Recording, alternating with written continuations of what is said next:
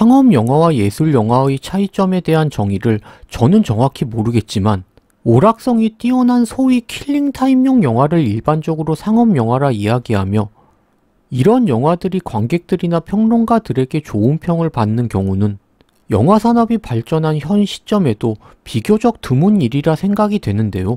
근데 매드맥스 분노의 도로는 그런 선례를 깨고 호평과 찬사를 받으며 현재 그 바톤을 이어받아 조지 밀러는 속편 매드맥스사가 퓨리오사 프리퀄 시리즈를 공개했습니다.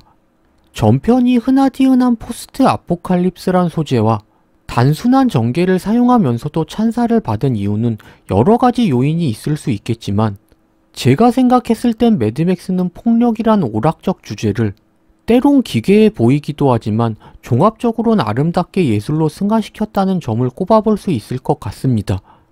폭력을 아름답다고 표현하는 것이 맞나 싶긴 한데 분노의 도로를 극장에서 처음 접했을 때 느낀 첫인상은 삭발하고 한쪽 팔이 잘려 의수를 착용한 샤를리즈 테론의 모습과 시타델을 숭배하는 워보이, 물, 식량, 기름, 자신의 왕국을 만들어줄 아름다운 미녀들, 모든 것을 폭력으로 독점한 미치광이 독재자 전쟁광, 임모탈이 보여준 비주얼 쇼크에서부터 21세기에 어울릴 것 같지 않은 구시대적 무기들, 클래식한데 투박한 모양을 한 자동차, 원시적이어 보이는 워보이들의 전투씬들은 그때 당시 정말 쇼킹하면서도 미를 추구하는 아름다운 예술 영화를 보는 듯한 느낌까지 들게 만들어 주었습니다.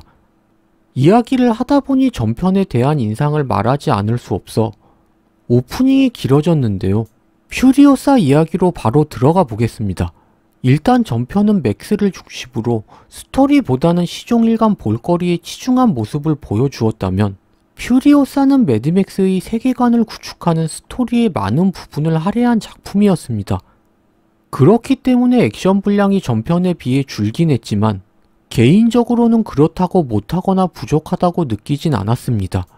그리고 세계관 구축과 함께 퓨리오사의 어머니를 죽이고 퓨리오사의 고향 모든 자원이 풍족한 녹색의 땅의 위치를 알아내 그곳을 차지하기 위해 퓨리오사를 노예로 삼았지만 그녀를 자신의 딸이라고 말하는 미치광이 폭주족 리더 디멘투스와 디멘투스에게 복수의 칼을 가는 퓨리오사의 복수열전이 이 작품의 주요 내용인데요.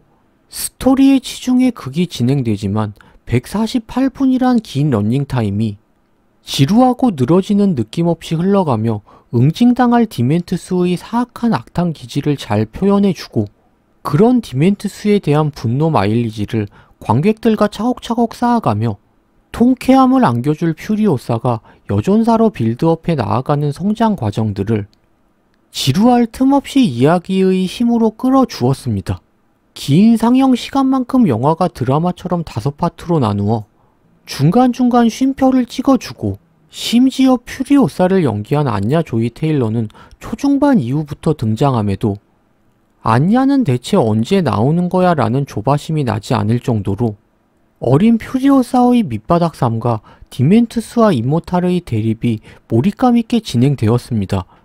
그리고 오프닝에선 안냐의 부재를 달래기 위해 모델 겸 배우 찰리 프레이저가 퓨리오사의 모친 메리를 연기하며 숨막히는 추격 액션씬을 보여주셨는데 이 부분이 상당히 인상적이었습니다.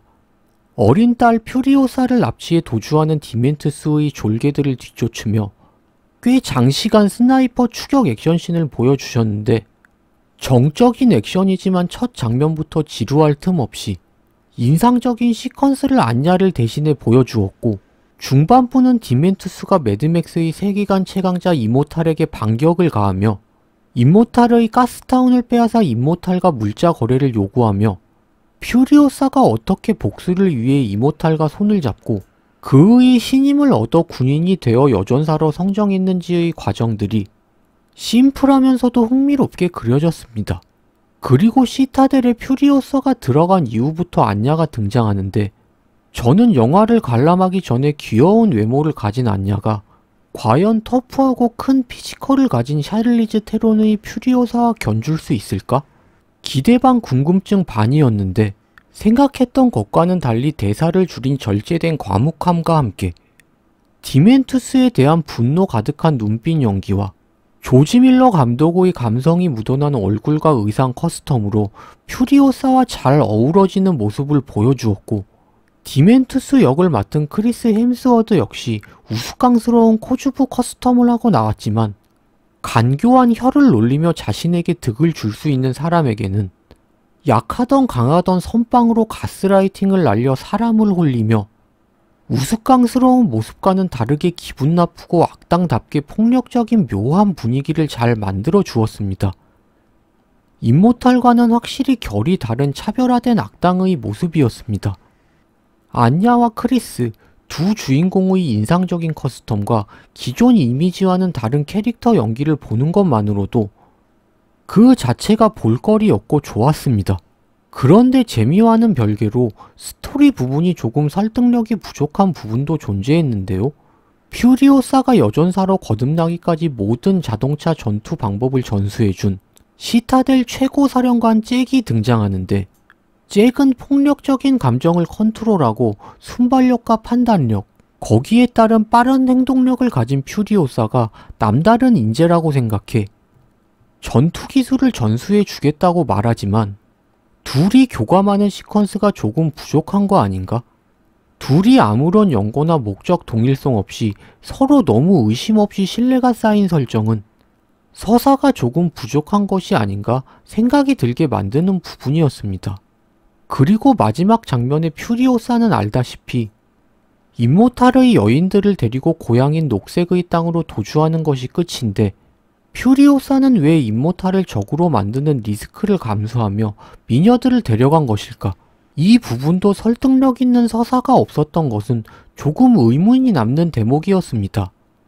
여인들을 구출한 퓨리오사의 심리는 생각해봐도 잘 모르겠지만, 잭이 명분 없이 퓨리오사를 도와준 이유는 어디까지나 재미로 저 혼자만의 내피셜로 풀어보겠습니다.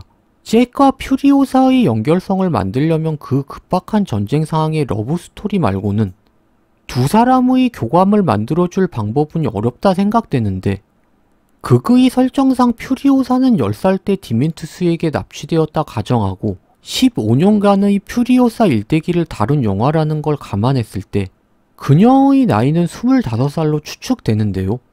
그럼 잭의 나이는 지구가 멸망하기 전 군인으로 생활하며 멸망 후 시타델에 들어가 임모탈에게 인정받아 최고 사령관의 자리에 오르기까지 꽤 적지 않은 나이대로 생각되는데, 많은 나이차를 극복하고 두 사람을 연인으로 연결하기에는 불가능한 건 아니지만 그것도 조금 부자연스럽고, 또 복수의 화신인 퓨리오사와 사랑은 어울리지도 않고, 그리고 퓨리오사는 디멘투스와 폭주족 조직을 혼자 다 상대해 싸워야 해서 일당백 조력자는 반드시 필요하고, 그런 정황상 조지 밀러 감독이 이 점을 고려해 과감하게 두 사람의 유대관계 서사를 삭제하고 액션 시퀀스의 런닝타임을 더 투자한 것으로 추측됩니다.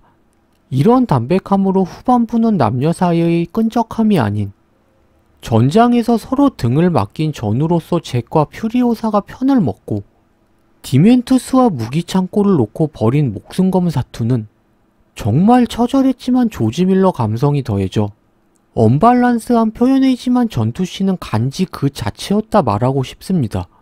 퓨리오사 매드맥스 사가가 극의 세계관 구축과 퓨리오사가 아이에서 여전사로 거듭나기까지 빌드업과 스토리 서사에 치중해 조지 밀러 감독은 전편에 비해 액션 분량은 줄인 것은 맞지만, 저는 개인적으로 그 서사가 지루하지 않았고, 자동차 추격과 총격신, 주인공의 기괴한 커스텀들은 여전히 폭력이란 오락적 주제가 보여줄 수 있는 모든 걸 이번 편에서도 충실히 미학적으로 잘 표현해 준 것 같습니다. 시청해 주셔서 감사드리고 구독, 좋아요 부탁드립니다.